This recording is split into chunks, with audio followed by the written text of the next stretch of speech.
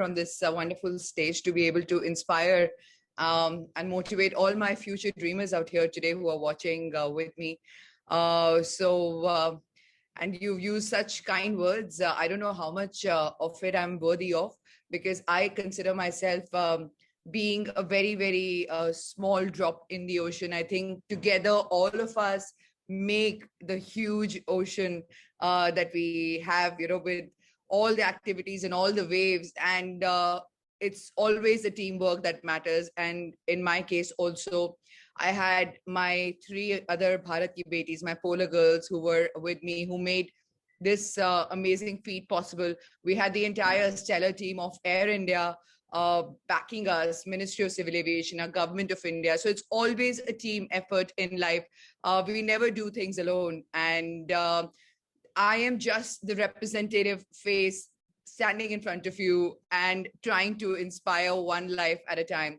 So without much further ado, as she has introduced me, I would like to tell you a story today. And I wish this was like a one-on-one event, so I would have made it so much more interactive, and it would have been so much more fun, because I just feel that, when you're on the stage with your audience live, you can connect so much better with all of them, because you can sense the energy, you can feel it, and you can actually respond back accordingly. So I just find that so much more fun. But unfortunately, due to the COVID situation that we are in, we just hope and pray that the amount of sorrow that is going on around us ends soon, before too many lives have already been lost, before more further damage is done, and we move on together as a stronger India, resilient India, united India, and as a community which stands together in a crisis like this. It's heartening to see how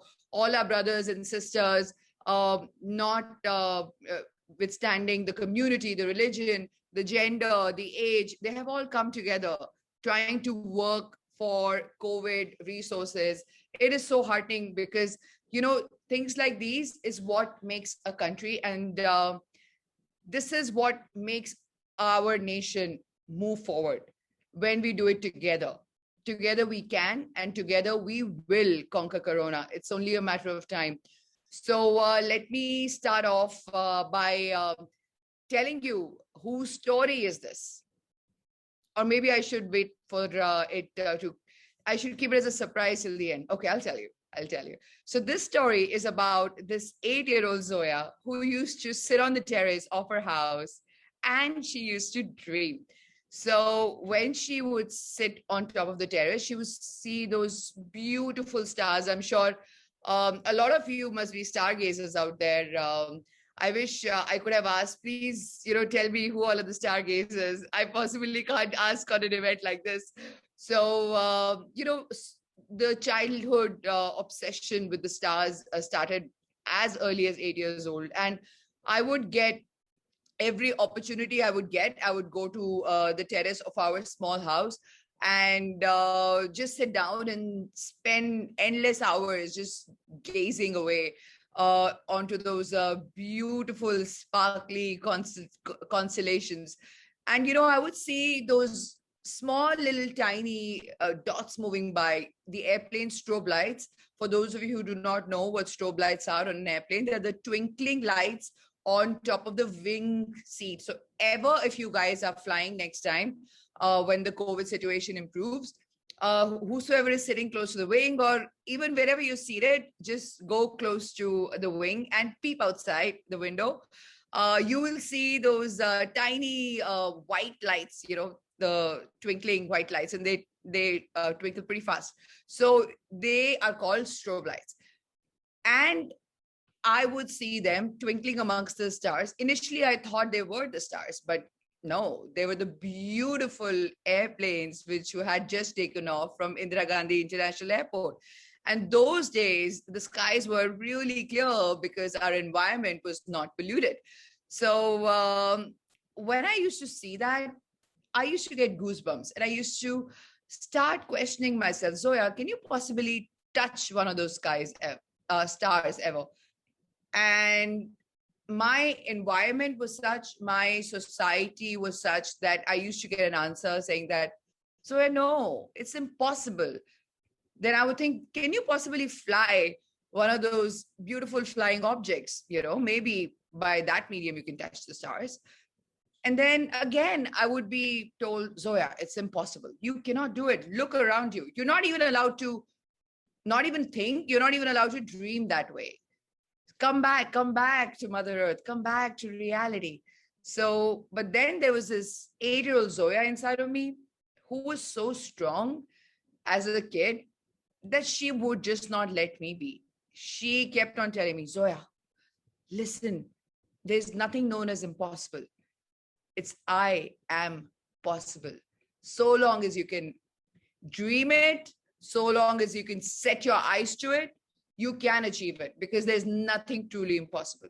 So think, dream, work hard, and you will get there. And the other side of the Zoya was very scared, but the 8-year-old Zoya would not let her sit still until and unless she would act towards that direction. So years went by, and eventually I came to my parents and I told them what I wanted to do in life. And my mom was fully scandalized by my thoughts. She was thinking that, what is wrong? I'm the only child of my parents, and I'm a girl. And back in those days, she was thinking, oh my God, what is wrong with her? Why do we have a dysfunctional child? Because why can't she be normal, playing with dolls? Mom, I want toys. Why does she dream such outwardly dreams of wanting a telescope? Like, for so many birthdays, I would tell my parents, I do not wish to have a birthday gift. Please buy me a telescope, save for a few birthdays and buy me a telescope. So then eventually that's what they ended up doing, because they saved for a few birthdays. So she was thinking, pehle telescope, or up now she wants to become a pilot. She started crying. And when she started crying, I told her, listen, this is what I want to do. This is my dream. And she thought her tears would change my mind. And my dad thought, well, maybe a few years will change my mind, when I would probably go for my further education, and I'll probably forget about, this wild dream of mine, when I'll go through on in life and get into college and so on and so forth. But my goal, my vision became stronger and stronger. And when it was time for me to go to college, my parents asked, me again, like we had a chat. And again, my mom cried when she heard my dream. So this time I was like, I want to become a pilot and a prime minister. So this time she was like, oh my God, this girl is, I don't know, why do we get to have a girl like her? I wish we had a normal child who would just grow up, get married, have children, and look after her family. And believe you me, I have friends who do that, like look after children and manage their household. And it is far more difficult than what I do. I feel, at least that anyway. So full marks and full respect to the women who are doing that out there. Having said that, moving forward, my mom cried. I made my mom cry so many times. I feel so horrible, but she was truly fearful for me. It's not her fault, because the kind of environment she came from, this is what was taught to her. This is what her mindset was, that a woman is to grow up, get married, have children. And that is what she was exposed to. So from her perspective, this is what she wanted to pass on to her daughter. And so my father kind of stepped into the middle, and he says, okay, Zoya, you go to college, see whatever, and then, we'll see. And my dad was always more sympathetic towards me. So I applied in all the colleges. Academically, I used to love to study, and God's grace, I got into pretty much all the college. And just like you guys, I went to college, and there was this worry of attendance. And I don't know if you've heard of it. St. Stephen's College is the topmost college in India. Back in the days, even now, it's a great college, one of the top colleges in India. So I did my science degree from there, and attendance was always very strict. So I used to go there at 6 in the morning until 3:30 in the afternoon. I was in college studying science, and coming back from there, I broke my piggy bank, which I had collected the money in all throughout my childhood to support my aviation studies, because our background was such that our financial situation was not that great. I was from a very modest and humble backgrounds, so I broke that piggy bank to pay for my classes for aviation. So it was like doing 2 degrees, because by 3:30 I would get done from college, and after that I would go to the other end of the city in Delhi on the buses, which you know how Delhi buses, how unsafe they are for girls. Even now, to a certain degree, you have to take precautions when you travel in the city. So I would come back home after attending aviation studies by 9:30 in the evening. And since it was like doing almost 2 degrees in one go, like a dual degree kind of a thing, so I had no leverage to carry forward the assignments. I had to finish them off the same day. So we had a small home, and so many times there would be no electricity. So I very nicely used to resign myself to the mosquitoes. I used to sit under the street light and I used to tell the mosquitoes, come bite me. And I used to finish my assignments over there. So I used to go to sleep by 12 a.m. And then every day was the same. Weekends were dedicated to aviation studies.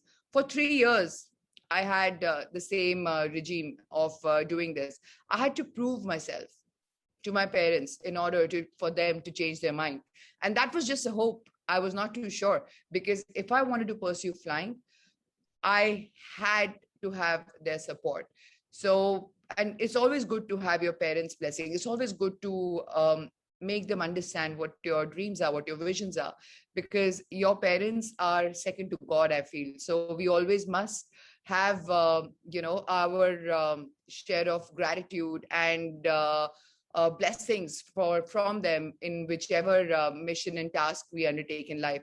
So many of my friends in college, they would not understand me because I was doing so much in one go, and I was kind of again considered somewhat of an outsider, because it's easy when you are your vision is something which does not match with your peers. It's easy to be labeled as an outcast. It's easy to not be accepted, because they used to ask me, why don't you come for these parties and so on and so forth.